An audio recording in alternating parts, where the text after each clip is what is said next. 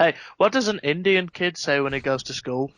I don't know, Robbie. What does an Indian kid say when he goes to school? Mumbai. Oh my God, that's actually a joke that I could leave in without fear of repercussion. Might be my arrogance, but ain't nobody stopping me. That's how I go when you pay for them shows and you study that pimp biology. Love for the field, now it's Vegas nights. Smoking that kush, that's a satellite. Robbie, can't you see your sleeveless shirt hypnotizes me? Hello, everyone, and welcome to the Kayfabe Today podcast. I decided to do things a little differently this week and, destroy your eardrums with my beautiful singing voice. That's because we got a different kind of show this week. We're not going to recap SmackDown and Raw like we normally do. What we're going to do is we're going to have a little state of the WWE. There's a lot of stuff that's been going on outside of the actual wrestling ring. We had the Superstar ShakeUp. Robbie, my beautiful co-host, my little brother, he went to a live wrestling event on the weekend. So we got plenty to talk about, and we're not going to waste time by recapping shows we don't really enjoy watching. It actually wasn't too bad. No, it really wasn't. The Superstar Shakeup was, in a way, there was a lot of excitement because of it. So I think that really helped the shows this week. Yeah. But before we get into the actual shakeup itself, Robbie, you got to see. I'm gonna be nice. I'm gonna be nice. You got to see some of your favorite wrestlers perform live right in front of you this weekend. How was that, Robbie? We all know you're the biggest Young Bucks mark and Kenny Omega mark on the fucking planet. You got to see the boys live. How was it? It was, for lack of a better term, it was elite. Oh, fuck. I hate you so much. So it was Rev Pro's Epic Encounter. It was an 8-match card. And it's like, well, Rev Pro don't really have homegrown talent kind of thing. They're just, they're kind of like PWG, I guess, and that they just book guys on. Yeah. So the 8 matches, CCK defeated Sami Callihan and Martin Stone. You might know Sami Callihan as Solomon Crow. I know him as Sami Callihan. Oh, really? Yeah, I know him more as Sami Callihan than I do as Solomon Crow. I've actually seen him wrestle like once in NXT. I know him more from his indie days. Oh, that was Oh, the less said about the NXT run. Yeah, that was really unfortunate. What a waste. Then we had Jay White, who defeated Angelico. That was okay. Hiroki Goto defeated Zach Gibson. That was good. And then we had the last match of the first half, which was Hiromu Takahashi, the ticking time bomb of New Japan stable, Los Ingobernables, defeated Marty Scurll, who I can't stand. Second half, Josh Bodum defeated Will Ospreay. I like how you just kind of added that under your breath at the end. Who I can't stand. I just can't. And if then we had probably the worst. No, this wasn't even probably. Broski, I'm telling you, this is the worst match I've ever seen in person. Really? Who was in it? It was a no disqualification match, and it was James Castle versus Shah Samuels. I can't say I've heard of either of them, but what was so bad about it? There was 3 chair shots, I think. There was a cool moonsault by Shah Samuels, I'll give him that. And then the finish came when, do you know when a guy goes to hit the other guy with a chair, but the guy reverses it with a big boot, so he kicks the chair into the guy's head? Oh, okay, yeah. That was the finish. That was the big finish? Yeah. Woof. I gave it 1 star and 3/4. Did you give the 3/4 because you felt bad? I gave the 3/4 because the moonsault looked really cool. So like almost half of the points for the match was for one move. Yeah. That was oh god. Sounds like a match that should have been like up first. It was. Well, I thought. Well, let me ask you this: was it mainly just the finish that bothered you, or was it just like the overall match? So, Rev Pro, they do start. I guess they do feuds, but they're on the lower shows, but in front of a lower crowd that you can only really see on their on-demand service. Right. And it was just, I have no interest in either guy. Well, right off the bat, that doesn't really help your enjoyment of a match. No. And neither guy was particularly great. So it was there. I like how that's the match we spent the most time talking about so far. Next up, we had Zack Sabre Jr., who defeated Kushida, who was one of my favorite wrestlers. And this wow, that should match, have been pretty good. It was I can't tell if you're disgusted or if you're like at a loss for words with how good it was. I'm kind of in the middle. Okay, fair enough. Like, okay. You remember how you said, and rightfully so, that the Kenny Omega Okada match would have been great if it was 20 minutes, but it went for about 40. This was this, but I think because there was no guy that I was really backing in this match, there was a little less bias. Like, I wasn't as, well, leave Kenny alone, because there was no Kenny here. So I went down and I went and looked at the merch table. I came back up and it was still going. So I literally went down. I went to the merch table, got a beer, and thought, all right, I'll drink this down here and maybe wait for a 1, 2, 3 count. I came back up and it was still fucking going. So I was like, ugh. And then the main event, which, judging by the crowd wearing endless seams of their merchandise, was the match that everybody wanted and was waiting for, and rightfully so it main evented, which was The Elite, Kenny Omega, Matt Jackson, and Nick Jackson, defeated Shane Strickland, also known as Killshot in Lucha Underground, Leo Rush, and Ryan Smile. I gave it 5 stars. It was honestly, all biasness aside, it was the greatest match I've ever seen in person. It was like... Full disclosure, this was Robbie's first wrestling show ever. No, it was just... I think it'd be like...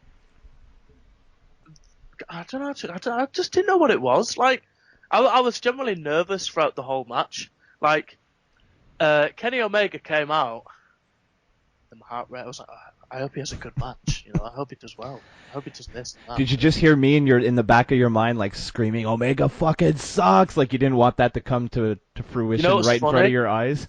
Well, Mike from Rock Bottom Radio, this is fucking funny, right? So Mike was the only guy out of, like, I don't know, like 1,500 people cheering for the other team. And, like, everybody, like, just looked at him. And they were like, who the fuck is this guy? Yes. Get him out of here. I love you, Mike. I know, like, Mike didn't like the match, but the match, they ran through the spots that they normally have. There was tons of flippy-dippy bullshit. Tons of that. There was some really funny sequences. I'm sure Matt Jackson kissed Kenny Omega at one point. They all did sharpshooters and sat and then too sweeted each other whilst they all locked in sharpshooters. And just it was just fun. Look, I'll say this, okay? I'll say this for Omega and the Bucks, okay? They're entertaining. Okay? Yeah. I can admit it's like Keemstar on YouTube. I fucking hate Keemstar. I think he's the biggest cunt on the planet, but he's really entertaining. And that's kind of how I feel about the Young Bucks and Kenny Omega. Now, I respect Kenny Omega a lot more than I do the Young Bucks. The Young Bucks to me are just fucking vanilla midget fucking faggots from the rejects from the Attitude Era. But Omega, I respect them. But that being said, for their fans, they are incredible for their fans. They'll give you what you paid for. They're very entertaining. If you like that style, they'll give you what you like every single time. How shocked are you? I gave the Young Bucks a fucking compliment just for you. See what happens when Drew's not here? I get dizzy. I get dizzy and say things I don't mean. Like, you know what? The only thing that pissed me off about the show was the actual elite fans. The elite fans, right? You know why? Do you know why? Why, okay? Robbie? I have never seen such an appalling display of humanity in my life. So we're in the queue, me, Dan, and Mike. And people started fucking too sweeting each other in the queue. Like, they were greeting each other like greeting old friends by going, too sweet, like that. And I was like, all right, I do it on the podcast, right? Because it's funny. It gets a reaction, right? Well, it's also, the podcast is for entertainment. And it's behind closed doors. Yeah, for the most part, yeah. and I thought, all right, they were not only were they too sweet, but they were like,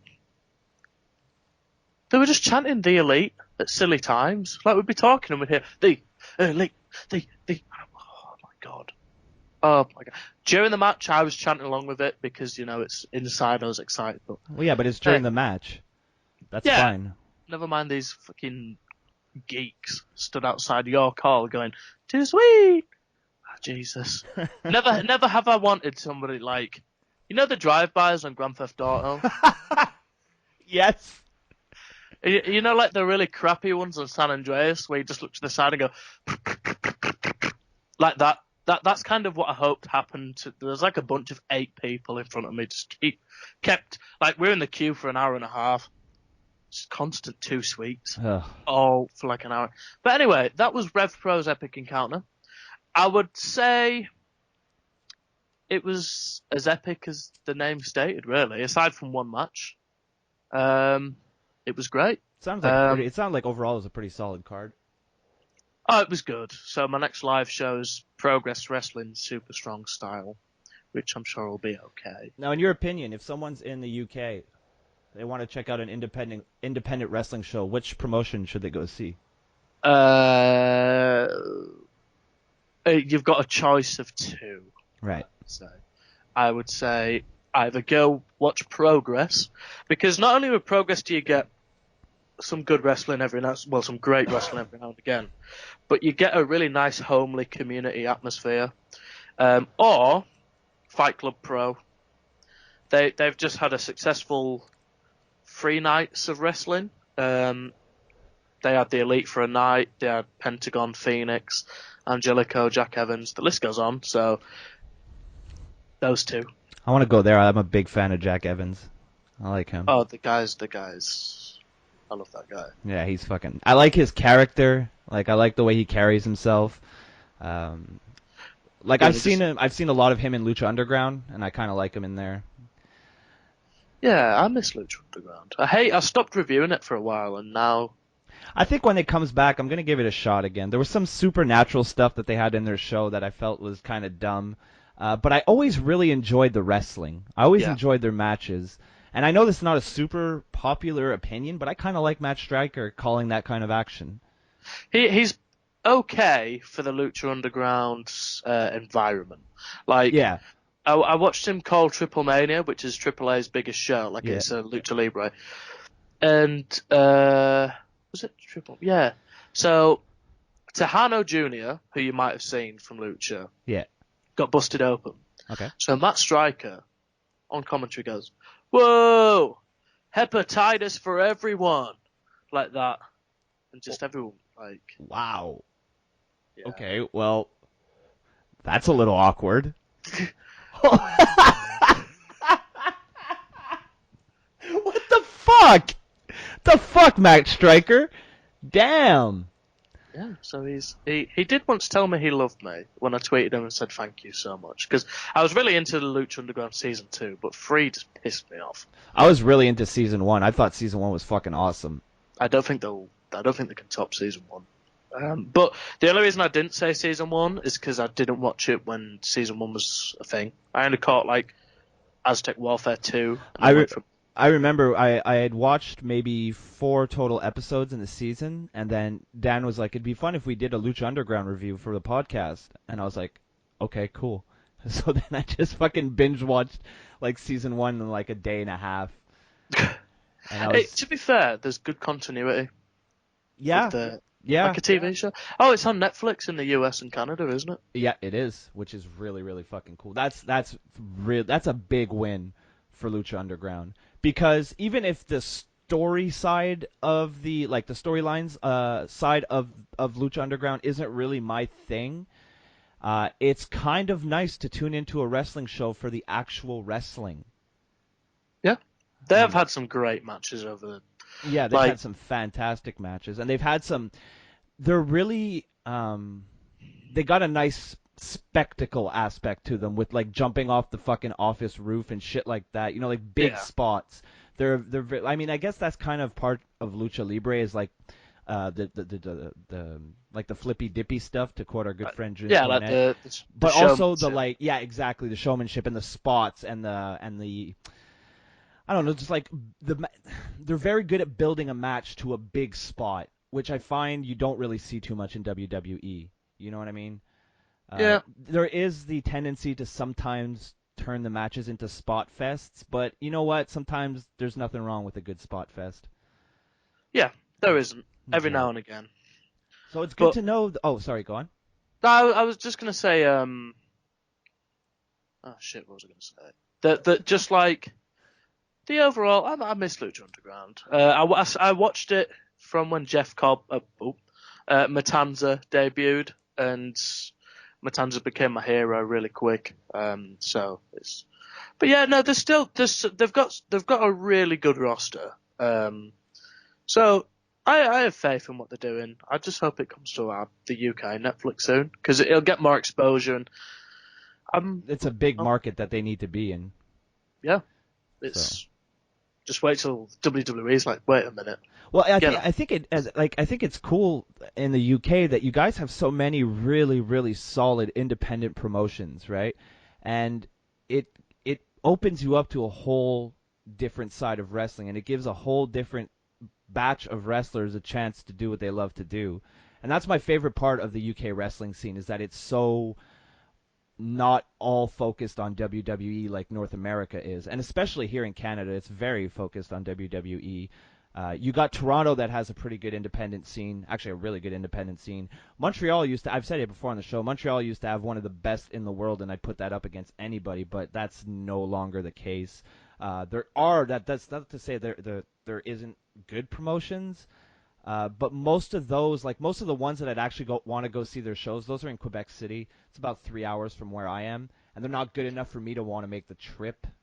Yeah. 3 hours, you know what I mean? It's in a really weird place. It's not that the wrestling isn't good. It's just overall, like the cost in gas and shit like that, or the bus or whatever, it would, just wouldn't end up being worth it. Yeah, like I maybe go to a show in London once a month, and that's normally enough. Like I always try to go to a show that I know is going to be great because I don't want to travel 200 and whatever miles and think, That really wasn't worth it. I could have just stayed home and masturbated, and it would have been just as entertaining.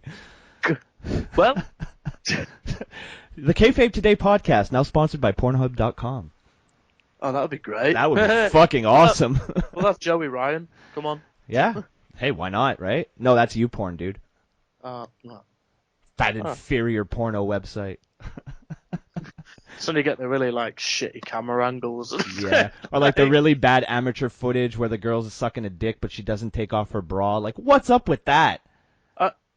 Wait, that's a different podcast. Sorry, I got confused. I thought this was a broski and a hosky for a second, which doesn't exist anymore because my fucking co-host has like blacklisted me. She doesn't fucking answer me anymore. But you just kind of indirectly like described Eva Marie's career. I really did, didn't I? See, even when I don't know it, I'm being a fucking mark. Next level mark. Oh, I miss Eva. Well, it's nice. I do too, actually. I hate her, but I want her back. Yeah, but it's nice to know you had a good time at a wrestling show. It's always fun to go see the Graps live, if you will. But let's move on to what we normally talk about. Oh, actually, before we get into WWE, there's been this week has been the action outside of the WWE programming has been almost, I even say in some cases, more entertaining than what we see on TV. There's a lot of stuff happening this week. There's the JBL Moro Ronaldo situation, the saga, if you will. That's, I don't really know if everything that's being said is true. Yeah. I've heard some stuff. One of the things that I heard that I read early on was that, like I don't know if I would say the tipping point, but one of the big factors was Moro took exception to what JBL said on, what's that show with Rosenberg? Bring It to the Table? Bring It to the Table. Yeah, what a terrible name for a show. But yeah, where he was making fun of the fact that he retweets and shit, who fucking, if that's true, I'm sorry. I'm really, really sorry. And I know I'm going to offend people who are really in his corner because of his mental health. I have mental health issues too, so it's kind of like a black guy allowed calling another black guy the N-word. I'm kind of allowed to say this. He's kind of a pussy if that's the case. I mean, for fuck's sake, you can't take JBL's a heel. He's a dick. That's what he's supposed to be. I mean, I don't know if there's anything else. All I've really seen that was kind of like confirmed was that.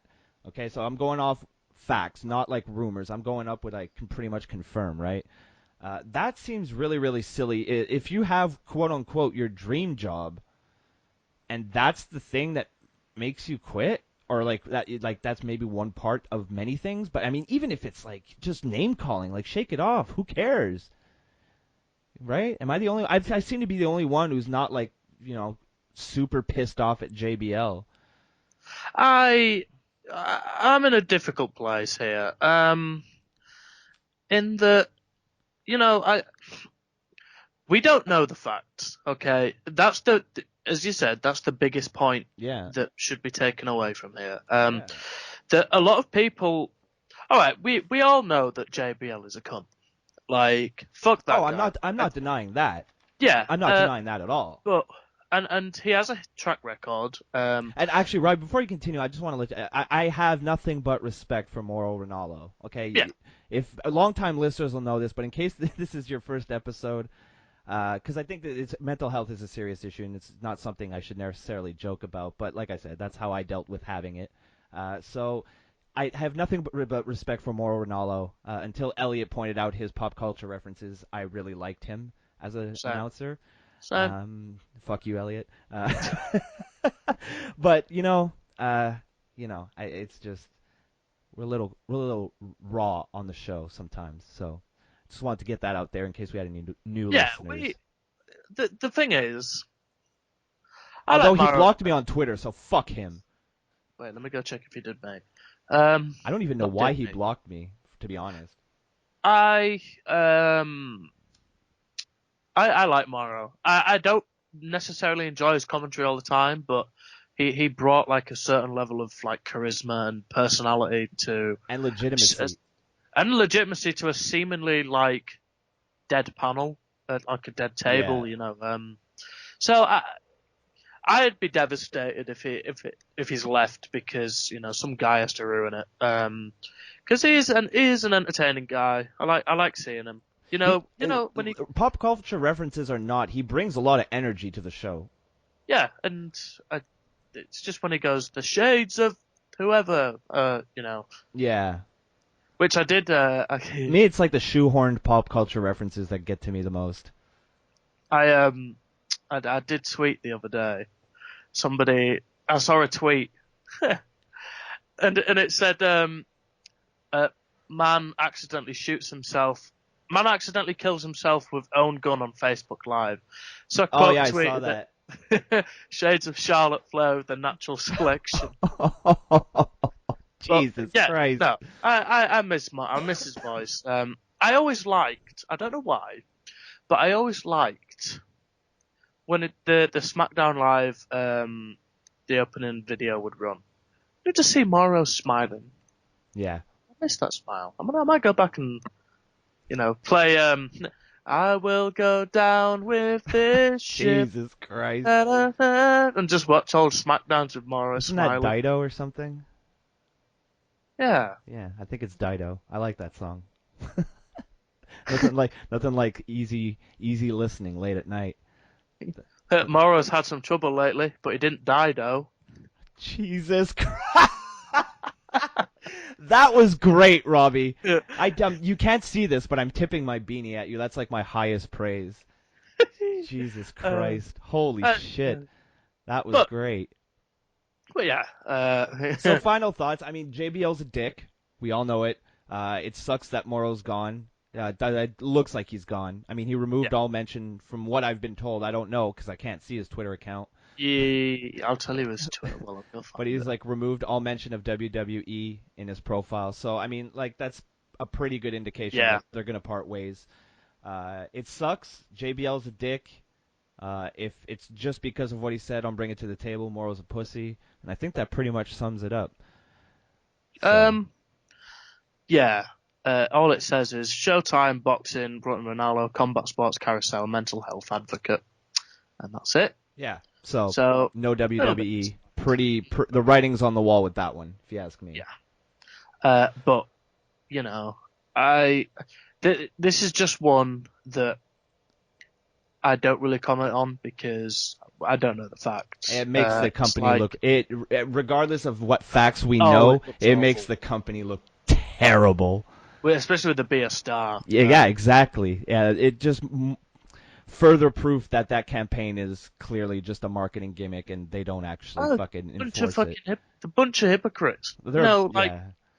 And and I hate to quote it because I can't stand that people that still quote it. But CM Punk's pipe bomb Oh boy. when he calls like Vince McMahon one of the biggest bullies and then goes on to explain it. Yeah, and then they Like, cut the mic. yeah, like might be a work shoot, but like ever since then I've always been like, So, but there is probably a lot of bullying that still goes on backstage there. Maybe not as apparent or as rife as used to be. As Jim Cornette's panel, Jim Cornette explained, nobody was shitting in Sonny's lunchbox. Yeah. But I just I feel sorry for Morrow, but it depends on the context of what was said, whether it's just that he's been really easily gotten to, or JBL's, If it's anything, if it's, for my final word, if it's everything we've seen on air, and he's left because of what's been said on air, I don't, I think that's a bit weak, but obviously, maybe when the cameras go off and he's like, well, Morrow, you look in my direction one more time, boy, I'm gonna hit you with a cowboy clothesline from here. It's funny how fucking grown men act like children sometimes, or one grown man acts like a child. Oh, you know what? I'd fight JBL. Yeah, I think you could take him. I think you could take him. You're young. You got the youth, man. He's an old man, broken down. You'll fuck him up. Then take his hat and then shit in it. Then put it back on his head. Yeah, there you go. Fuck JBL. All right, I've come full circle. I went from like kind of at the beginning sounding like I was on his side. And now by the end of this conversation, like 10, 15 minutes after we started talking, I'm like, fuck this cunt. That's how the IWC works with him. Yeah, pretty much. Yeah, that's a good point. It starts as like, Enzo and Cass are great. 2 months later. Fuck them. Killed them. I hope they get killed and raped in a ditch. That's the IWC speaking, not me. Oh, yeah. Do you know? Okay, yeah, go ahead. Just speaking of IWC, yeah. Did you see the people that were planning to kill Roman Reigns' daughter? Yes. Fucking weird. Anyway, that's all I got to say about that. Well, it's Roman Reigns is a perfect segue into what I want to talk about next. The petition. Every time I try to say petition, I always say petition. I don't know why. I think I'm retarded. But the petition against Braun Strowman for his attack on Roman Reigns. I've not seen it. You haven't seen it? Nope. Oh my God! They wanted to a group of, I'm sure, very smart and intelligent people wanted to get Braun Strowman fired because of the, I guess, excessive nature of the beating he gave to Roman Reigns on Monday Night Raw. They really felt bad for that dummy when it got thrown off the fucking dock. Do you know what was funny as well about that dummy? It was completely repositioned by the time it went to Reigns. Yeah, but you know what my favorite thing is that type of shit that we saw, that's Attitude Era shit. Because if you threw someone who was strapped to a stretcher like that, or to whatever they call that, it's a stretcher, right? Yeah, stretcher. I wasn't sure if the stretcher was only with the wheels or not. But anyway, that board they put hurt people on. If you toss someone off something as high as they were, and they land face first like that, there's no safe way to do it. Like, let's put it that way. There's no safe way to do it. You are so fucked. You are so fucked. So the people who think that the WWE would let him do this for real and risk hurting arguably one of their top draws, what do you say to someone like that? What do you say? I don't even know where we're at anymore.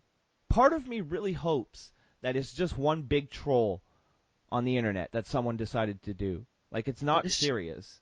Well, it's just not, though, is it? But there's too much history with crazy fans and Roman Reigns to be like, no, they're serious.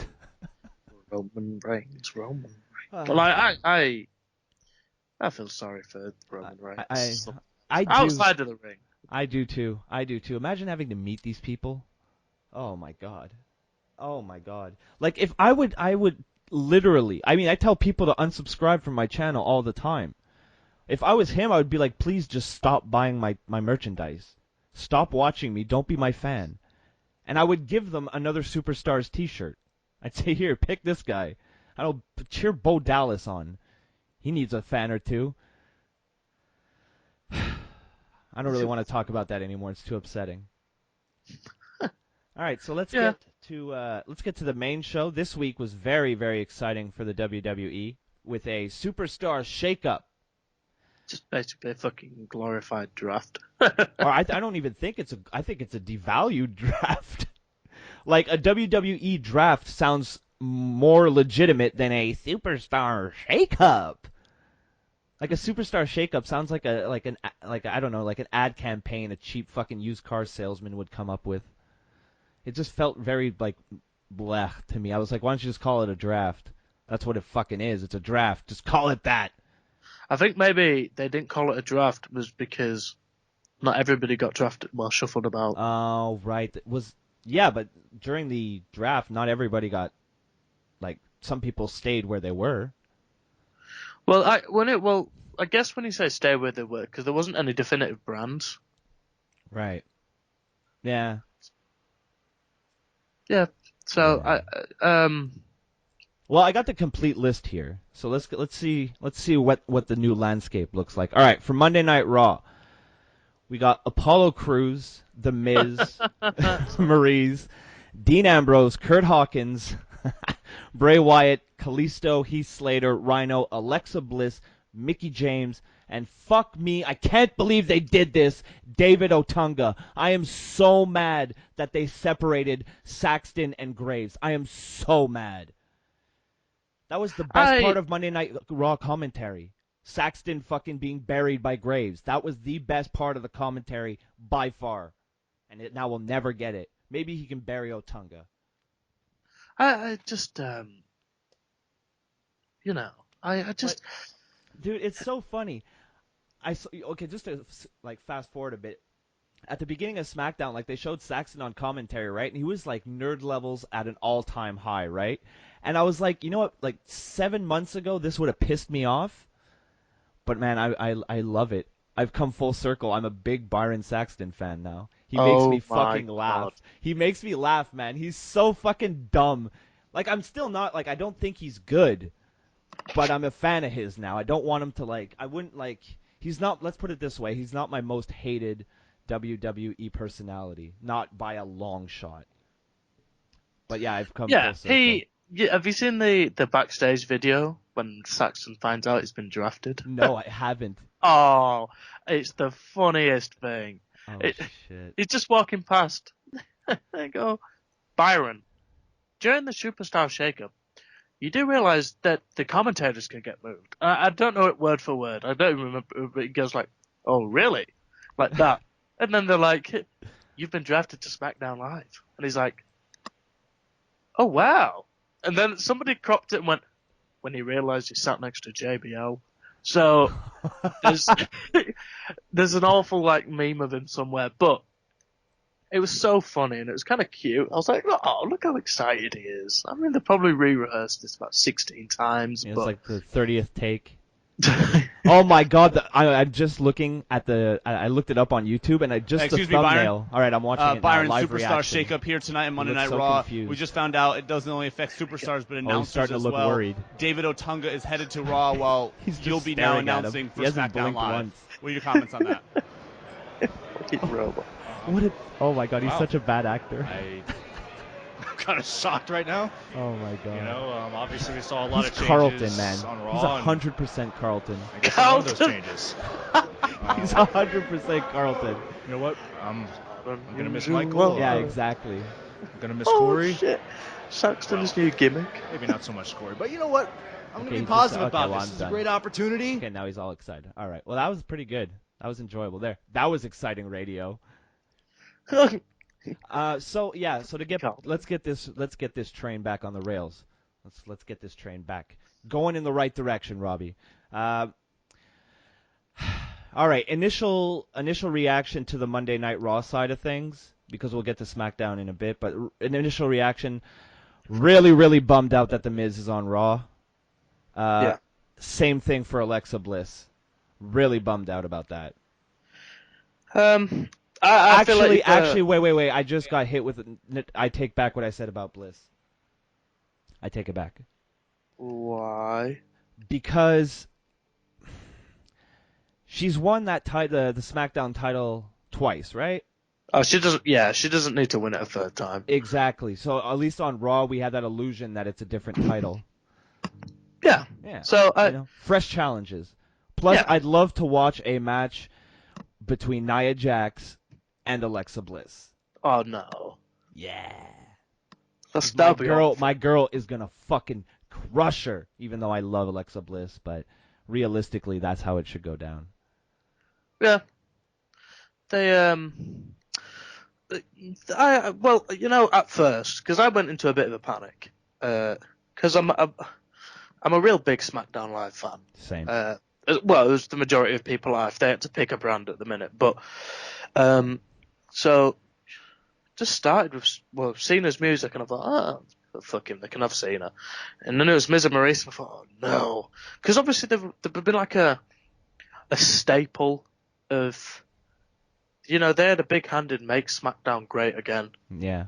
Okay, so Trump. Oh shit, yeah. I wondered where that catchphrase came from. But, they had such a big, saying it and even talking smack. So I was really disappointed there. But when we found out who we kind of got swapped for, I almost thought that SmackDown had the better swap. Kind of sad to see Alexa and Mickie James go. I'd rather they have kind of swapped Carmella and Alexa Bliss. Because you've got to break a few eggs. Yeah. So, but they Raw picked up so much cannon fodder from SmackDown. Like Apollo Crews and fucking Kurt Hawkins. Yeah. Kalisto. Heath Slater, Rhino, they cooled off big time. They got The Miz and Maurice. They got Ambrose. They got Wyatt. And I'd say that's the end of their big names, really. Let's go to SmackDown real quick, so then we can start comparing and eventually declare a winner of the draft. I think that's how this is going to go. So SmackDown got, in return, they got Jinder Mahal, Robbie's Snapchat boyfriend, Kevin Owens, Sami Zayn, the Shining Stars. I can't even say it without laughing. Tamina, Charlotte Flair, Sin Cara, Rusev, Lana, The New Day, and my boy, Byron Saxton. Why is Byron Saxton at the top?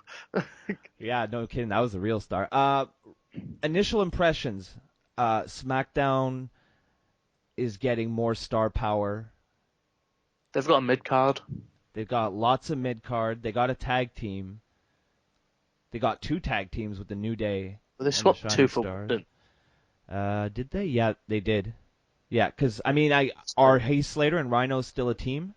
Yeah, well, they actually kind of ran a breakup angle. Yeah. And then kind of stuck them back together. Yeah, and then it never, nothing happened with it. So basically, the way I see it, Jinder Mahal for Apollo Crews. It's basically a tie for me. I think, well, yeah, I think I'd rather have. Really, because I think I'd rather have Apollo Crews. Well, someone's got to take a loss. Yeah. That's heel. And can work a heel kind of match and get people over. But you also got Kurt Hawkins on Raw, so he could be your job guy. You could build on Apollo Crews. Yeah. Because, Kurt Hawkins was fucking better off in Grimm's Toy Show, for fuck's sake. I see you tweet that every Tuesday, and now it's going to be every Monday, and I still don't get the reference. Grimm's Toy Show is like an online YouTube federation. he used to be a toy channel, but then he got so big that he bought a ring, and now he has a backyard wrestling thing, and it's like, it's fucking absurd and it's insane, but it's a lot of fun. Like, there's a lot of characters, and I'm like an 80s wrestling fan, so like I like characters, and they have like, instead of having like let's say no holds bar match, they'll just have rules matches because their normal matches are just a bunch of clusterfucks. It's really fun. It's really fun. But it's like they have stories, and that's what's like, I find that's what separates them from most backyard wrestling bullshit, is like there's ongoing storylines that sometimes take a left turn or a right turn, but they always come back home. You know what I mean? So it's like, you'll have like a mini feud within a feud, but that original feud will eventually get resolved. And it's pretty fun. Like if you want to just watch, it's not to be taken seriously. The quality of wrestling, depending who's in the ring, varies greatly. But they're getting there's a couple matches that, man, the people have fallen headfirst onto tables, and it's been like fucking like pretty brutal. And it's good stuff though. It's good stuff. Like Grimm is a legit trained wrestler, and he does have, actually Robbie E has been on it a lot. And he's fucking hilarious. It's really good. So you guys should check that out. This is like a fucking free Grimm's Toy Show promo channel. Yeah, I expect a receipt from that. Yeah. Grimm, hit me up, bro. Let's collab. Get me some subs. Do it. All right, so let's just keep down. You got basically The Miz versus The Miz for Kevin Owens. Or maybe we should say The Miz versus Dean Ambrose. Kevin Owens for Dean Ambrose, since they're both champions. Yeah. So SmackDown got such a better deal. Yeah, the much better deal. Fuck yeah. I honestly, and I know, okay, look, obviously I hate Ambrose and I'm like a huge Owens mark, but I think Owens has more upside than Ambrose, I find. I think Ambrose kind of plateaued a long time ago. Ambrose hit a ceiling. Hit and just won't go through it. Whether it's booking or whether it's just people are fucking fed up of him. Owens has had the longer world title reign of the two.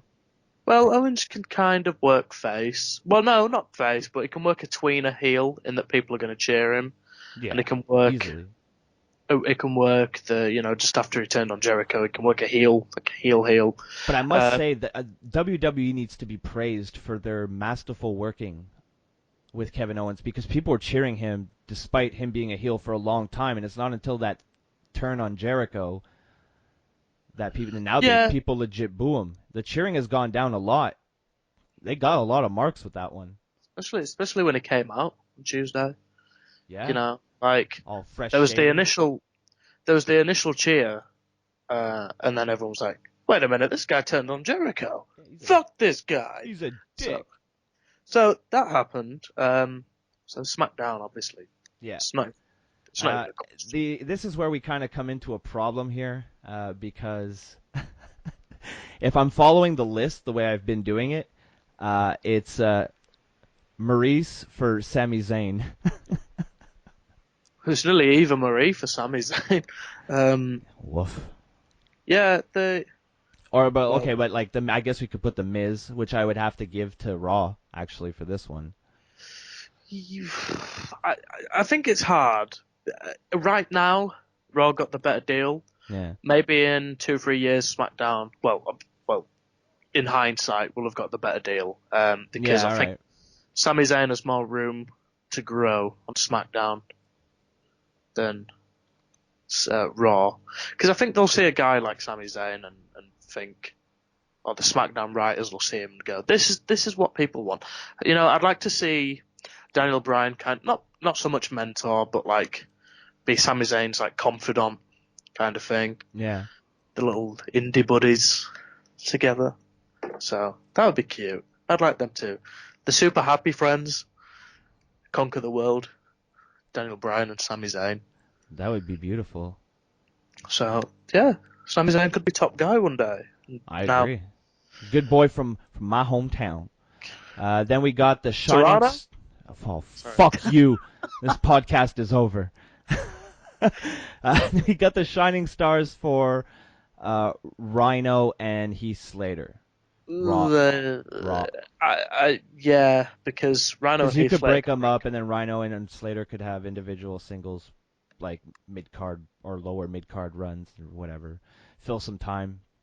Yeah. There you go. Tamina for Mickey James. Or, well, I guess we could just put Tamina Tamina's- and Charlotte for Alexa Bliss and Mickey James. Man, Charlotte, SmackDown just because of Charlotte. Yeah, because Charlotte's as good as Alexa Bliss. I mean, and Mickey James. each division. I mean, I don't know, because they have Alexa Bliss and Mickey James. Yeah, but Mickey James has got a shelf life. Good point. Yeah, Charlotte. Yeah, definitely Charlotte. She's really fucking good. For someone I didn't like, she's like another Miz scenario. I really didn't like the Miz. I really didn't like Charlotte. Now I really like both of them. Yeah, I hated Charlotte this time last year. You know when she used to shout it at random points. As soon as she got rid of Ric Flair, that's when she kind of just, I don't know, it just seemed like she got more comfortable. I don't know, maybe having the old man there taking some of that spotlight. That's what it was. Yeah. Like she'd have to, because people wouldn't boo her if Ric Flair came out. Well, not really.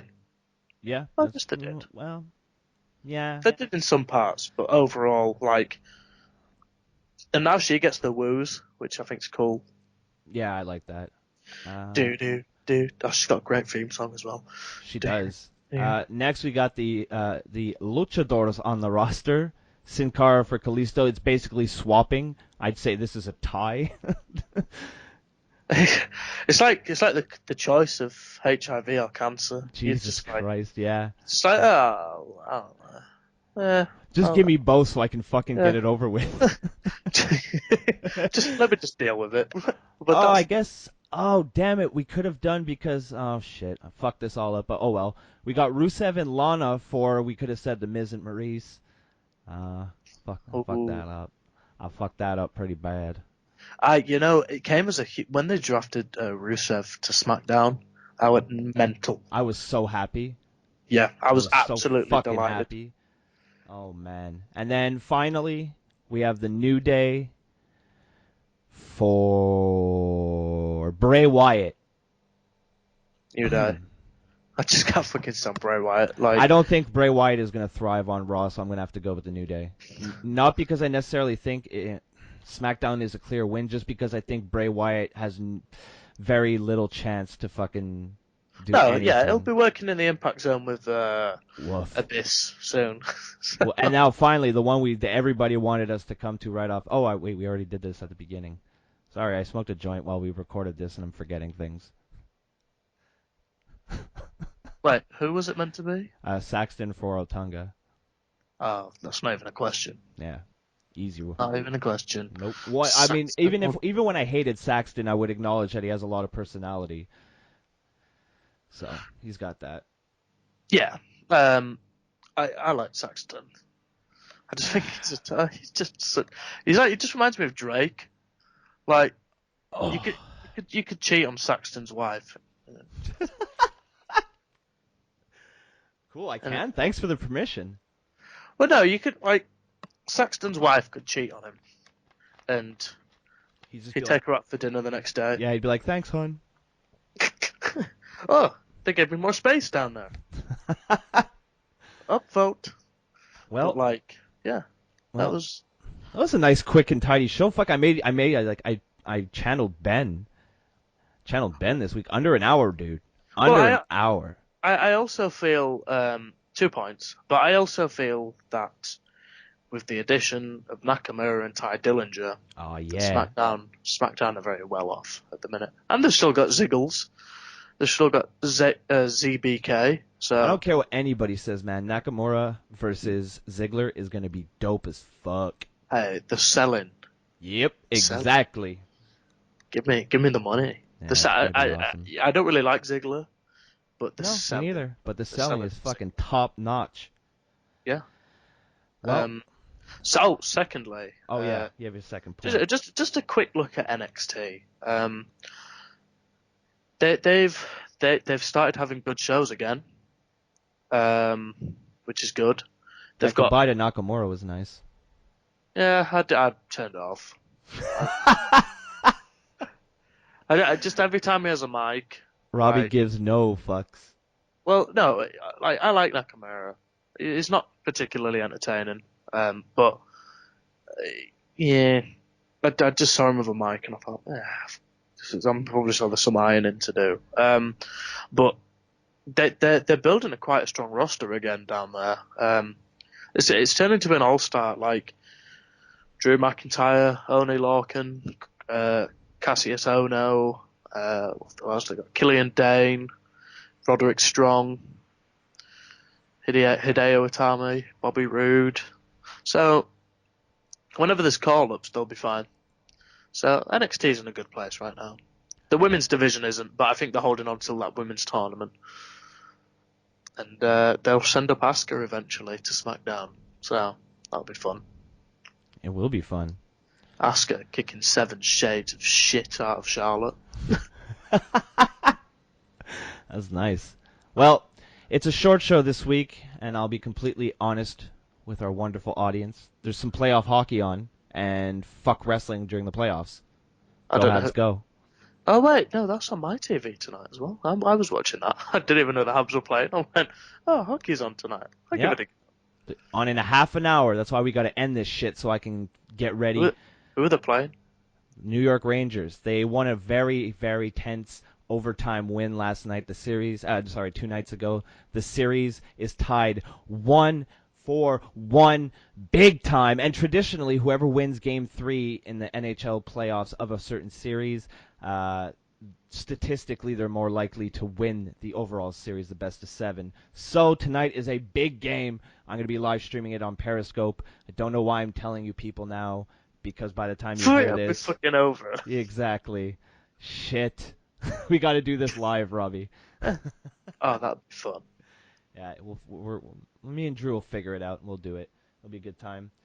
So, yeah. Robbie, quickly, very, very quickly, plug yourself, plug your shit, have a good time. Where can we find you online? You can find me if you choose to. You can find me at Robbie Radford on Twitter or Instagram if you like looking at sweet hot body. If you like looking at the biggest arms in this podcast, which honestly isn't that big of an accomplishment. Yeah. Especially not this week with it just being me and you. But no, I don't think I've got anyone to shout out this week. I do have to say though, G-Rod from Rant with Ant is doing a short film at the minute. He released a trailer for it, which you can find on his Twitter account. I'll hopefully be a part of that. That will be my second film and documentary in 2 years. Look at this kid. Exciting. I'm going to start calling you Robbie Hollywood. It's my new gimmick. Yeah. Robbie, I'm going to Robbie Wood, baby. You're going to start... Oh my god. You're going to start wearing fucking feathered boas and shit, playing air guitar? Yeah, it's like a mixture of Bill and Ted and Dalton Castle. Wow. But, okay, I've only got one thing to plug this week, aside from myself. Strong Style. I miss Drew being like, oh, okay, here we go. This is my favorite part. That's my American accent. But like, okay, so Strong Style, they've been doing well lately. I'm going to be actually taking a lot of Strong Style stuff when I go work in America and work in the summer camps. I'm not sure I should be really wearing stuff that says Strong Style is covered with 2 baseball bats and barbed wire around kids. But so basically, if you want to go to a show, stand by the ring, wrestling in the ring, look around the ring, go shopping for a ring, couple onions, hit the gym, lie down, bring the pain in, main event, blade till dry, or complain online. Strong Style Clothing has you covered for every activity or situation. And if you smell what Strong Style is threading, then give me a hell, brother, or you can suck it. And you can find me. That was fucking good. That was fun. I'm sorry, I didn't mean to no-sell. That's because my friend's here, and he buzzed my door, and it distracted me. I had to text him to hold on a sec. Hold on a sec. I'm recording. Gonna make him stand in the raid. That was a great promo, Robbie. Very well done. It's getting better and better each week. If you want to find me online, you can find me at MTL. Fuck, stop ringing the door. You can find me at MTL Broski. I'm not very nice on Twitter, so leave me alone. YouTube.com. You know where you are. He's totally thrown me off. All I have to say is, Melissa, you're fucking annoying. And until next week, this has been the Kayfabe Today podcast. Switching it up, motherfuckers. Too sweet. Yeah. Might be my arrogance, but ain't nobody stopping me. That's how I go when you pay for them shows and you study that pimp biology. Love for the Ville, now it's Vegas nights. Smoking that kush, that's a satellite. Treat myself like no one better. Treat my dreams like now